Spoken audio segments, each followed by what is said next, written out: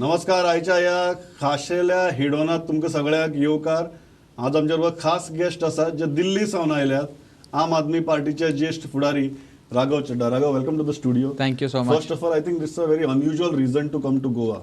People come to Goa for all different kind of reasons than you're chosen. So tell us about that.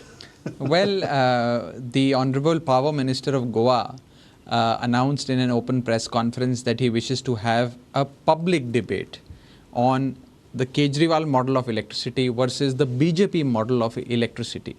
The one that Mr. Kejriwal practices and the one that BJP in Goa practices. I accepted the challenge. He even went to the extent of saying that he is so eager to have this public debate that he is willing to fund the expense and bear the cost of anybody who wishes to come from Delhi to Goa. Their air travel, their boarding and lodging, everything. I have come to Goa at my own expense. Roughly 5 days ago, I announced and I informed him that I will be reaching Goa on the 17th of November by 2 p.m. in the afternoon. Please tell me the venue and the time for the debate, and I'll be more than happy to come and have an open debate on this. I think a panel discussion or a debate like this will only deepen democracy. It's a healthy practice in a democratic setup. And quite frankly, I was very excited and eagerly looking forward to it. But unfortunately, what I have been given to understand is that Mr. Cabral, for some reason, has chickened out. He's shying away from this public debate. He hasn't told me about the venue and the time. And one is given to understand that he is shying away because, and he has withdrawn this challenge of an open public debate because he has been reprimanded by the BJP High Command. The BJP High Command sitting in Delhi has reprimanded the Goa leadership, including the Chief Minister, and asked them to not indulge in any such public debate. Now, if an elected head of the state, if the government's own minister and BJP's senior most leadership in Goa cannot even participate in an open debate for the further deepening of democracy without the consent of the BJP's high command, can they fearlessly and freely govern Goa? He made a statement that he's willing to hold that debate with the Power Minister of Delhi. Now, why should he hold it with you? Well, he made a very unusual statement. He said, I have protocol issues, and as per the protocol, he should debate with the Power Minister. Now, as far as protocol is concerned, he is elected by the people of Goa. I am elected by the people of Delhi. He is an MLA in Goa. I am an MLA in Delhi. He is part of the Goa government. I am part of the Delhi government. He is handling one portfolio in the Goa administration. I am handling one portfolio in the Goa administration. Complete match of protocol. These issues of protocol are nothing but excuses, alibis, which he is basically relying his, this withdrawal of challenge on. Tomorrow he will say that because of protocol issues, he will not debate with somebody who's wearing a blue shirt. Day after he will say he won't, because of protocol issues, not debate with anyone who's younger to him. That protocol can also be laid down. Let's go deeper into this. These are frivolous reasons. Okay, let's go deeper into it. What is the point you wanted to prove? You're so eager to debate with him, but what is the point you wanted to prove? At the end of that debate, what is the message that you wanted to transfer? Pramodji, this is not about me or Mr. Cabral, quite frankly. This is about the people of Goa.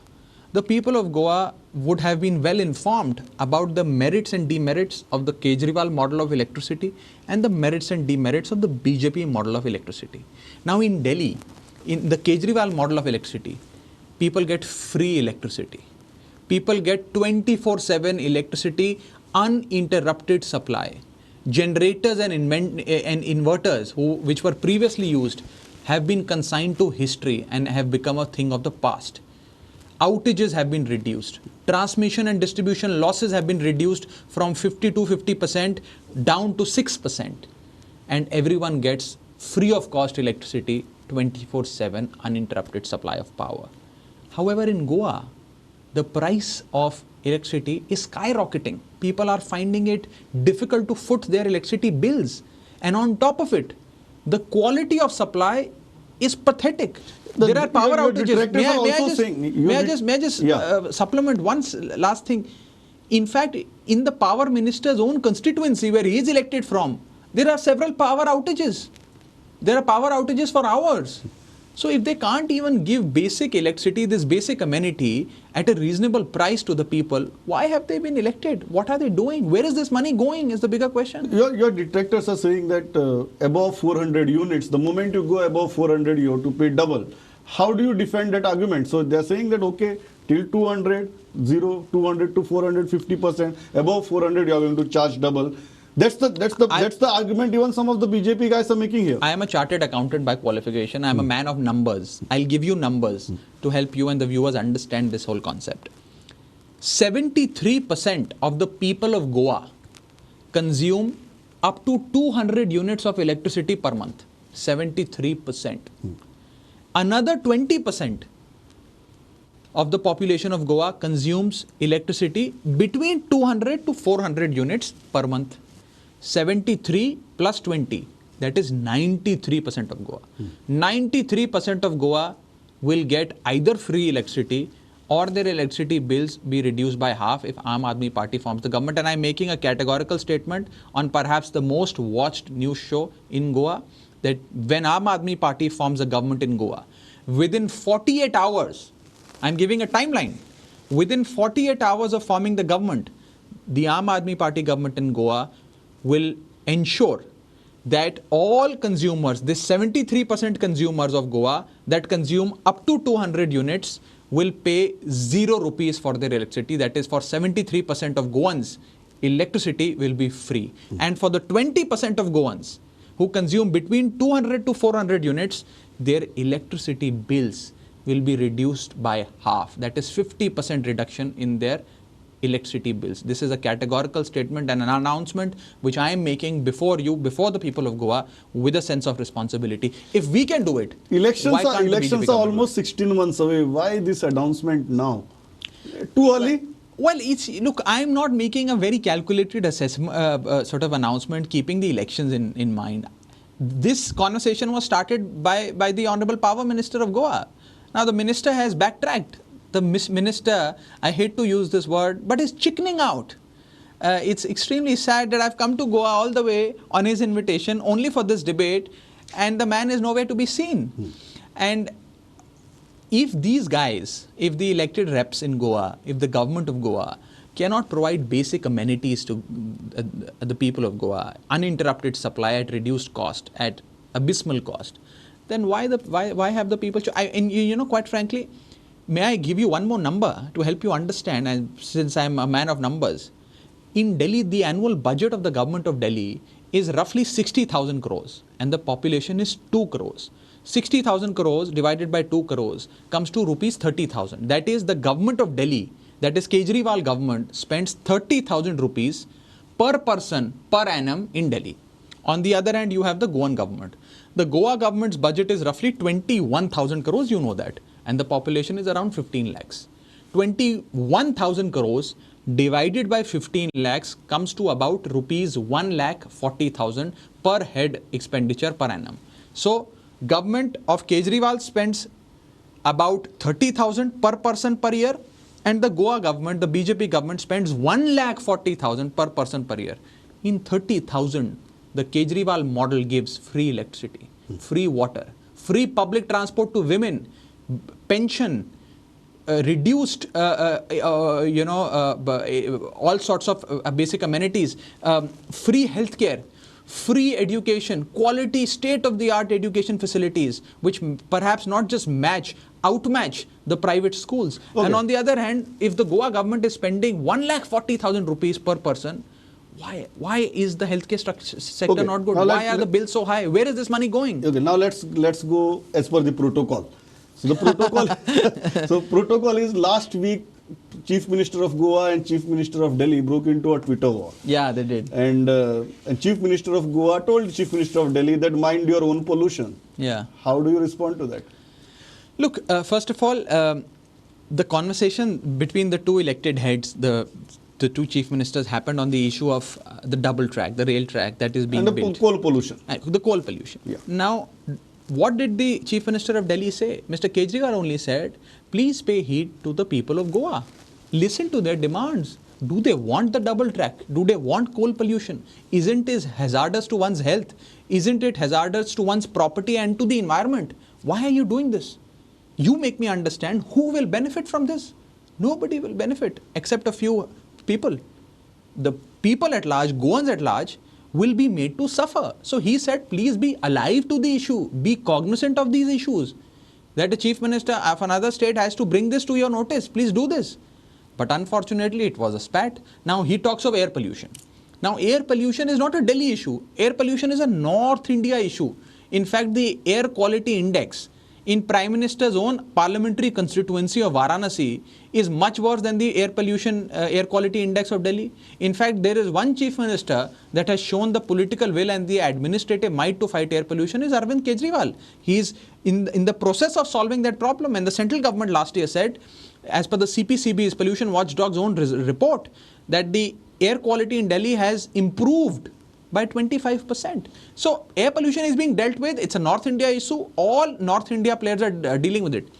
But why is the Goa chief minister? Please make me understand. He is saying that आप अपने pollution का ख्याल रखो, हम अपने pollution का ख्याल रखते हैं. अरे भाई, Why are you meddling in my affairs? हम तो pollution पैदा नहीं कर रहे हैं ना. हमारा pollution तो neighboring states की वजह से आता है. यहाँ तो आप pollution को पैदा कर रहे हो. यहाँ तो problem pollution की है ही नहीं. आप जबरदस्ती रेल ट्रैक बना रहे हो, न जाने किसको फायदा पहुंचाने के लिए. I don't know to whom he wants to cause this benefit to. Why is the rail track being brought in? Why will coal be transported? What is the issue? Will it not impact adversely the interest of the Goan people? Of course it will. Why is the chief minister not listening? It's a very important question that the people of Goa are agitated about, are protesting about, and the government must answer. The government needs to be responsive. Government is by the people and for the people. You need to work for the benefit of the people. You can't work for your own benefit. In order to benefit your own self, you are doing this, which is unfair. But don't you agree with the Chief Minister's limited point that the Chief Minister of Delhi should be more alarmed about the pollution in Delhi than the pollution in Goa? Look, the Chief Minister of Delhi is doing all that he can, and several other state governments are also being asked to join in his efforts. And as I said, it's a North India issue. It's not a Delhi specific issue. Had it been a Delhi specific issue, you could have accused us. Now, if I'll give you, since the Honorable Chief Minister of Goa wishes to know more and more about air pollution, let me explain him that in the month of September, the air quality index in Delhi was good, very good. But come the month of October and November, the air quality index in Delhi goes from good to moderate, moderate to bad, bad to severe. What has happened in the last 60 days? It is not that lakhs and lakhs of more vehicles have started flying in Delhi or more industry has come in Delhi. That is because neighboring states like Punjab, Haryana and Uttar Pradesh, they burn stubble. They burn stubble. As a result of it, the smoke is given birth to, which because of the wind patterns enters Delhi. Pollution doesn't understand state boundaries and therefore it's polluted, and therefore we are trying to find a solution. But why is the Goa Chief Minister bringing in pollution? We are fighting to throw away pollution which already exists in the air in North India. But the Goan Chief Minister is bringing in pollution, bringing in this double track to adversely impact the the interest ruling of Goans. dispensation has one strong grievance. They are saying Aam Aadmi Party is parachuting down leaders from Delhi and trying to take up the Goa causes. Don't you think that would be counterproductive? They are trying to bring this narrative in. I am doing no such thing. I was invited by my Goa unit and that's why I came. It is a Goa unit of the Aam Aadmi Party is an independent unit. It is for them to decide which issues they wish to take, and it is simply because they are independent, they are practicing their own politics and they are making a foothold at the grassroots level that the BJP is so rattled that their minister is running away from a debate with me. As per protocol, he should have had that debate since he loves the word protocol. Why did he not come and debate? They seem to be rattled with it. And let me tell you that the Goa unit of Aam Aadmi Party will decide what issues are to be taken up. It is the Goa unit of the Aam Aadmi Party which will decide how the politics of Goa needs to be pursued. It is not remote controlling from Delhi. How is it being? I was called on the invitation of the Goa unit. How is it being remote controlled? These are allegations. In fact, if there is one party that is being remote controlled, it is the BJP, because it is the BJP High Command sitting in Delhi that asked the Goa leadership to not participate in this debate and withdraw the public challenge. Let's move on to the narrative that you are trying to establish. Yes. And you are trying to establish a narrative that next election is going to be between the Aam Aadmi Party and the Bharatiya Janata Party, and somehow you are conveniently excluding Congress from the scene. Look, sounds smart. Is it realistic? Look, I don't know whether it sounds smart or not, but it sounds realistic and pragmatic. That is because Congress has practiced politics of betrayal in Goa. It has betrayed and backstabbed the people of Goa.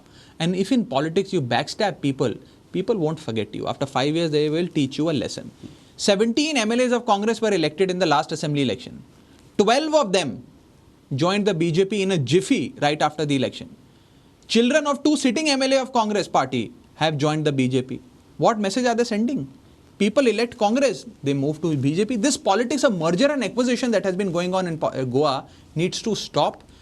It will be stopped when there is an honest alternative. And there is only one honest alternative as of now, that is the Aam Aadmi Party. And let me say this, that because Congress has practiced this politics of betrayal, it has now become irrelevant as far as electoral politics of Goa is concerned.